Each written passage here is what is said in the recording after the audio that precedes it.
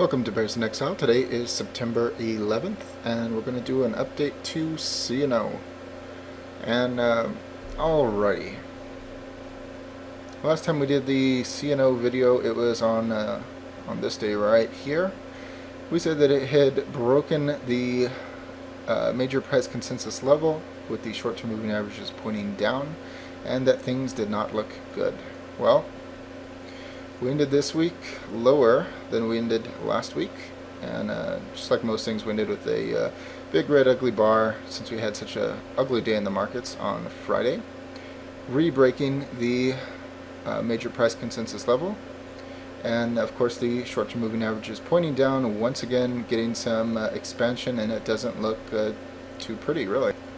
Now we do have a few items which help negate this, which do look better than they did last week.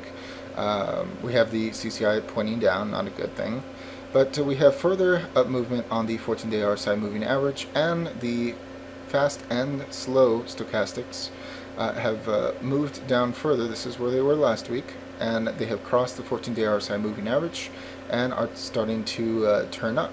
Now, if they're able to turn up and march up with the 14-day RSI moving average, that will be a really good sign, actually. Side tick on the RSI, down tick on the histogram, down tick on the MACD, perhaps getting a bearish cross here soon. Now, why do I say about the stochastics being really important? Well, when they move together with the 14-day RSI moving average, normally they have a nice, powerful move. Which isn't to say, even though they're looping up right here, let's say we have further down, these are going to head on down further and leave the 14-day RSI moving average behind and go into oversold area, which is completely fine. Actually, in my experience, it's actually preferable, because if they get to oversold area, that 14-day RSI moving average continues to march up. If they turn around from down here and move all the way to the top, then you really do get a good move. So we're going to be watching that. And we had looked at our price potentials last week. We will do so again. This is where we were last week. We said that we had gone outside of the minor trend and we're bouncing back, presumably to test the bottom of the minor trend. Well, we almost got that. Not quite, but almost. And then it reversed again, went outside the minor trend, failed, and once again is back inside of it, presumably, if the market continues going lower, to go to its bottom, which is just above 5.20.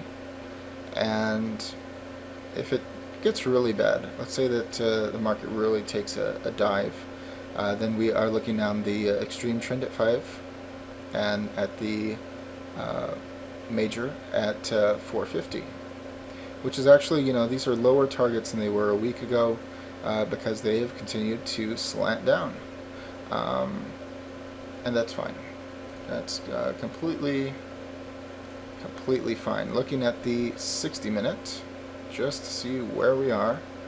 Uptick on the CCI, downtick on the 14-day RSI moving average, not a good sign. Oversold in the stochastics, uptick on the RSI, but still an oversold area.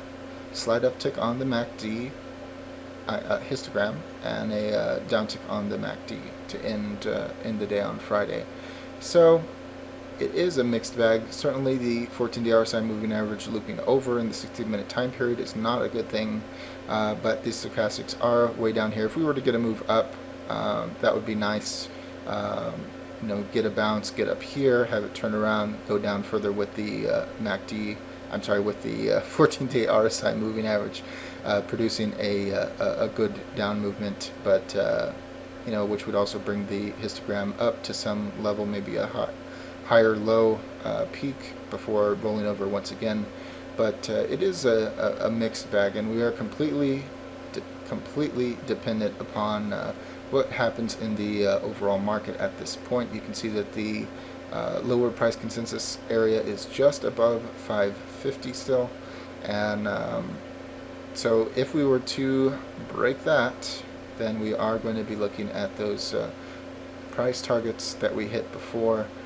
Certainly after we made the last video, we had this bounce up, we got above $6, and then the whole idea of going to 520 and 460 and those type of areas seemed crazy, but now all of a sudden, with this failure of the minor trend, those are completely doable once again, and that we closed lower than the previous week is also not a good sign.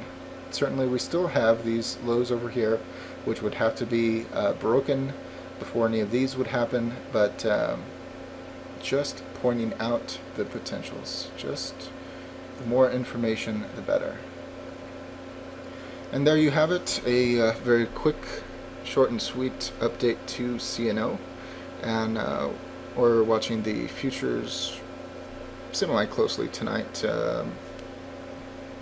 because we are extremely curious how the market is going to respond tomorrow, and see what kind of impact that has on everything. As always, all investing decisions are your own. This chart and video are for entertainment, educational, and consumption of time purposes only.